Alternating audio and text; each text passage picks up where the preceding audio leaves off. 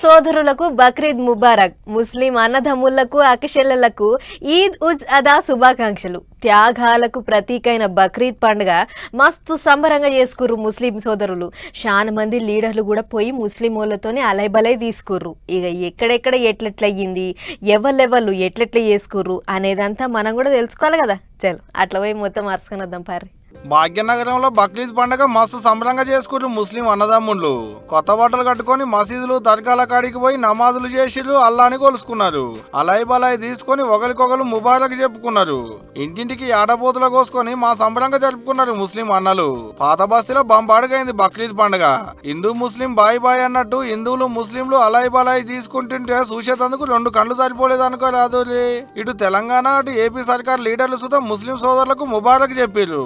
నల్గొండలో మంత్రి కోమటిరెడ్డి వెంకటరెడ్డి సార్ ముస్లిం అన్నదమ్ములతో కలిసి నమాజ్ చేసిండు. గిట్లా మంత్రులు, ఎమ్మెల్యేలు, అధికార ప్రతిపక్ష పార్టీల లీడర్లు ముస్లిం అన్నదమ్ములతో బక్రీద్ సంబరాలను మస్తు జోరుగా చేసుకున్నారు అన్నట్టు. ఎక్కడిది అందరికందరూ మస్తు ఘనంగా చేసుకుని పోండ్రి.